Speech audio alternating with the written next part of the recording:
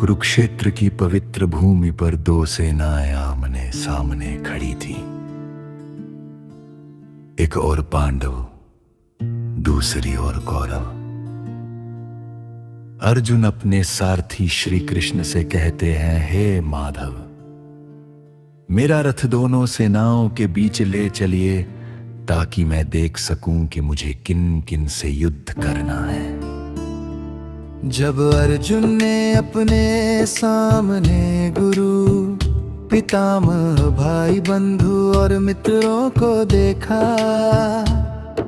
तो उनका हृदय द्रवित हो गया।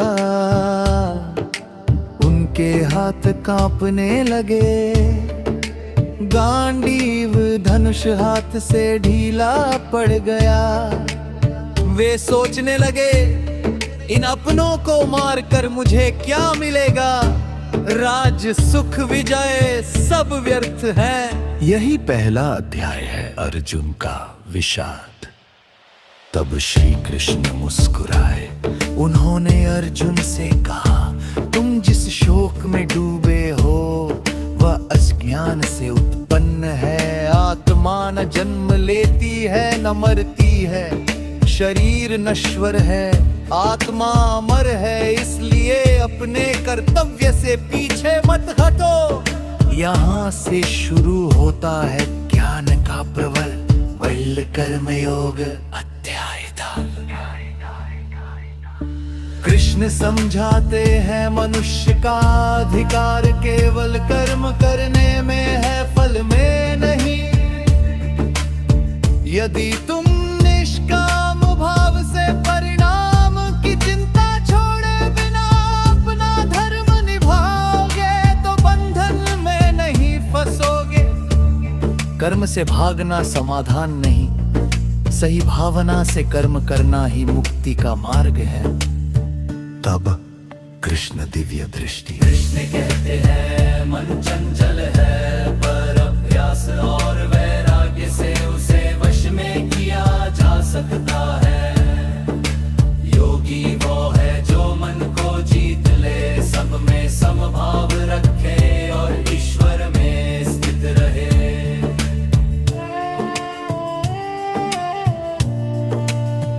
अरो ज्ञान और भक्ति अध्याय।